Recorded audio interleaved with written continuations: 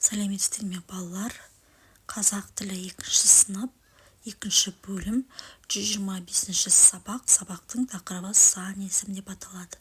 Балалар, ең алдымен сабағымызды бастамас үшін осы каналға тіркеліп, видеоға лайк басып, қоңырауша белгісін басып қоюды ұмытпайық. Сол кезде алда шығатын сабақтарды оңай табатын боласыздар.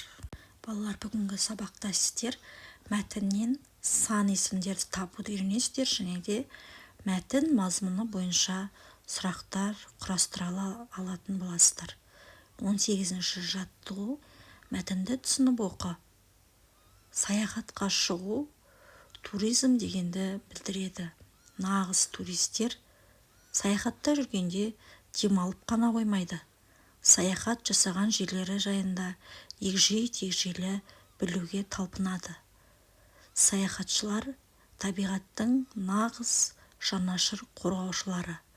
Олар ағаштарды кеспейді. Балалар, бүгінгі сабақта сендер мәтіннен сан есімдерді табуды үйренесіздер, және де мәтін мазмұны бойынша сұрақтар құрастыра алатын боласыздар. 18-ші жаттығу: мәтінді түсініп оқы. Саяхатқа шығу туризм дегенді білдіреді. Нағыз туристер саяхатта жүргенде демалып қана қоймайды. Саяхат жасаған жерлері жайында егжей-тегжейлі білуге талпынады. Саяхатшылар табиғаттың нағыз жанашыр қорғаушылары. Олар ағаштарды кеспейді, от жақпайды, жас шыбықтарды сындырмайды. Қайта табиғат зиянкестерімен күрес жүргізеді. 2-ші, 3-ші сынып оқушылары мұғалімдерімен бірге 8-10 километрден аспайтын бір күндік жорықтарға шығады. Мәтін: ол кім, бұл не? Кітабынан алынған. Ал енді балалар, осы мәтін бойынша тапсырмаларға жауап берейік.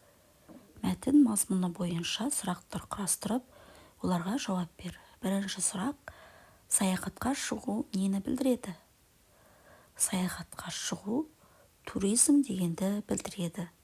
2-ші сұрақ: саяхатшылар деген кімдер? Саяхатшылар деген табиғаттың нағыз жанашыр қорғаушылары. 3-ші сұрақ: саяхатшылар не істейді? Саяхатшылар табиғаттағы зиянкестермен күрес жүргізеді.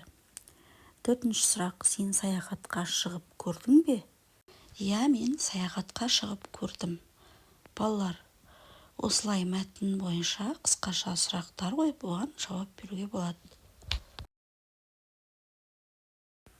Келесі тапсырма: саяхатшыларды неліктен табиғаттың жанашыры дейді? Себебі олар табиғатты ластамайды, от жақпайды, керісінше табиғаттағы зиянкестермен күрес жүргізеді. Сол себепті саяхатшыларды табиғаттың жанашырлары деп айтады. Өзің саяхаттауды ұнатасың ба? Иә, мен саяхаттағанды ұнатамын. Мәтіннен қанша, неше сұрақтарына жауап беретін сөздерді тап. Яғни мәтіндегі сан есімдер 2-ші, 3-ші, 8, 10, 1 деген сөздер сан есімге жатады. Себебі бұл сөздер қанша, неше деген сұраққа жауап береді. Заттың санын, ретін білдіретін сөздерді сан есім дейді. Сан есімдерді қанша, неше, нешінші деген сұрақтар қойылады. Мысалы, 5, 7, 9, 20. 19-ші жаттығу: мәтінді тиісті тыныс белгісін қойып, көшіріп жаз. Саяхат адамды жақсы әдетке баулиды. Ол қиындықтарды жеңуге үйретеді. Сондықтан бір күндік саяхатқа шығып тұрған дұрыс. Сан есімнің астын сыз. Бұл мәтіндегі сан есім 1 деген сөз. қанша деген сұраққа жауап береді.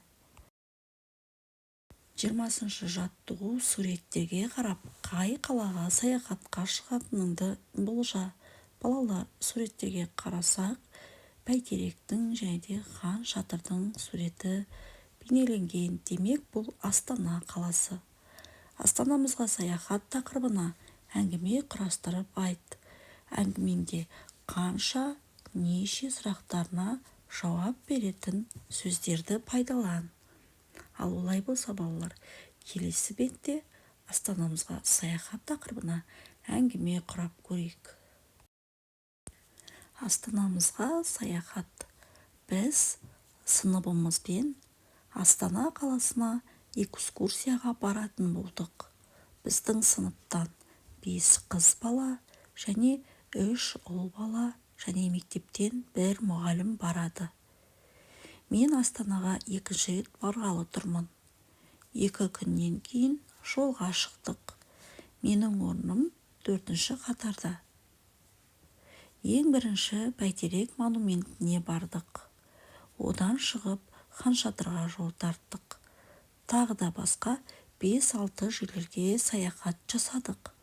Астанада көрікті жер көп екен. 3 күннен кейін өз қаламызға қайттық.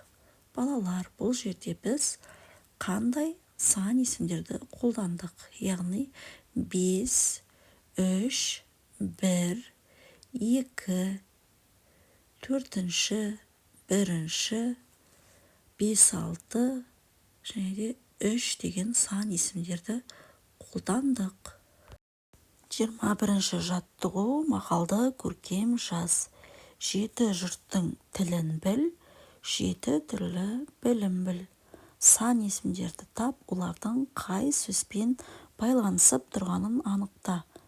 Балалар, мақалдағы сан есімдер 7 деген сөз.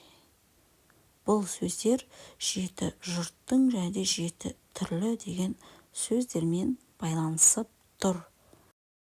22-ші жаттығу: ойлан тап. Алғашқы түбір сөз аспан әлемінің бірі. Екінші түбір сөз жорғалаушының бірі. Екеуін қосып оқысаң, зиянкестің түрі.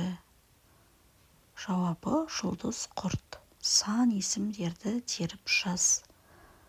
Сан есімдер екінші, екеуін және де бірі деген сөздер. Ал балалар, осымен біздің бүгінгі сабағымыз аяқталды. Сіздерге бұл сабақ түсінікті болды деген ойдамын. Егер де видео ұнаған болса, міндетті түрде осы каналға тіркеліп, видеоға лайк басып кетуді ұмытпаңыздар. Сол кезде келесі шығатын видеоларды бірінші болып көретін боласыздар. Назарларыңызға рахмет. Видеоның соңына дейін қарағандарыңыз үшін рахмет. Келесі сабақта кездескенше сау болыңыздар.